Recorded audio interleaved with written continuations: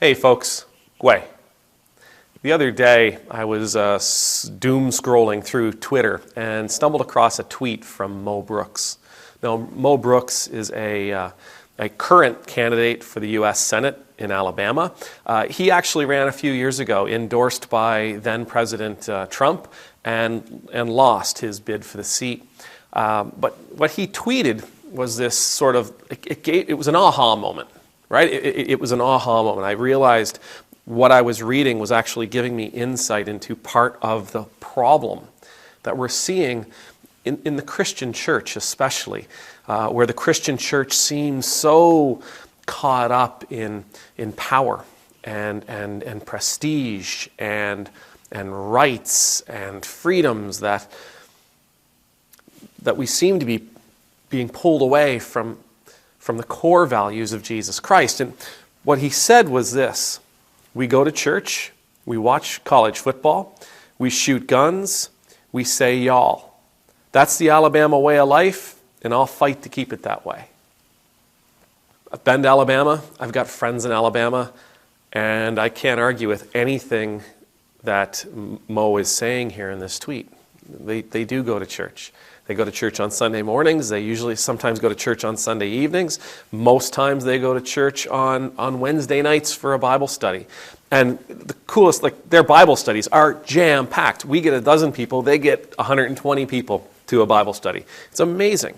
They do watch a lot of college football. My word in heaven. They watch a lot of college football. They shoot guns. My friends own guns, but I don't know if I've ever seen them shoot them. And they say y'all. Well, lots of people say y'all. There's people here in Halifax that say y'all. But Alabama, they do happen to say y'all. And he's going to fight.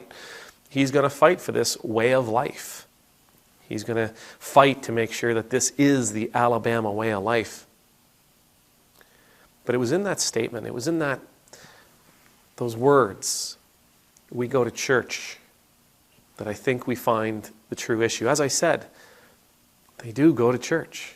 Lots of people go to church. Lots of people go to church on Sunday morning. Lots of people raise their hands in praise. Lots of people raise their voices to sing out. Lots of people take notes. Lots of people read their Bibles. Lots of people pray.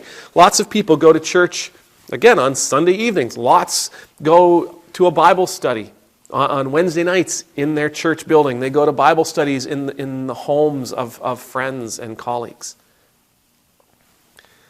They go to church. I don't know of a place in the New Testament where Jesus tells us to go to church. I don't know of a place in the Old Testament where we are told to go to church. We are called to have a relationship with God. Absolutely. We are called to follow Christ. Yes. We are called to be the church. The church, the word, comes from the Greek, ecclesia. I'm probably pronouncing that horribly.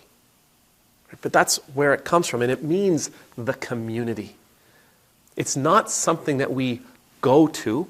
It's something that we are a part of. It's something that we become. And the church, the great cloud of witnesses, as Paul describes it, we are supposed to find our way throughout this world, sharing the good news of Jesus Christ, sharing the gospel, providing for our friends, providing for our neighbors, providing for the stranger, providing for the downtrodden, providing for the prisoners and for the sick, for the dying, helping those that nobody else will help. This is the mission of the church. The mission of the church is not to show up on Sunday mornings. That's where we go to be fed. That's where we go to be encouraged.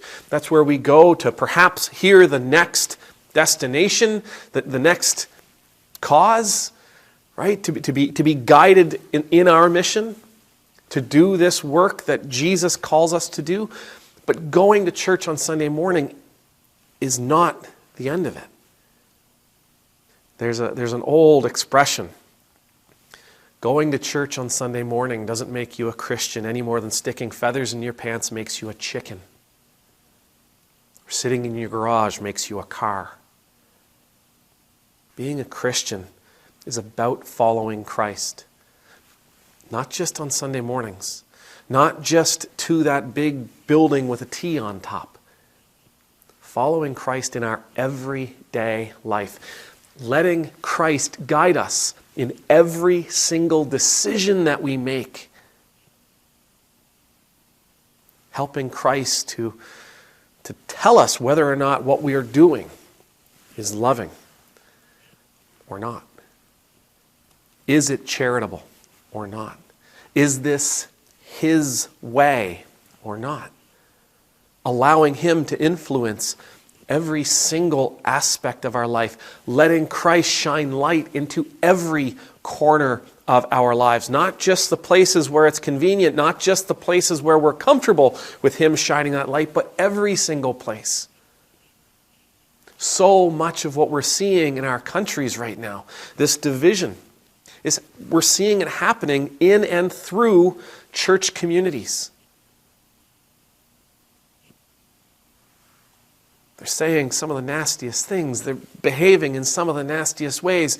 They're calling people to operate in ways that I just can't imagine Jesus calling us to operate. We've perhaps turned Christianity away from being a community of believers who work in the world, shining God's love into the world, shining Christ's light into the world, bringing hope and mercy and compassion out into the masses. And we've made it into something we do a few times a week, an hour or so at a time. Going to church on Sunday morning, going to church on Wednesday evening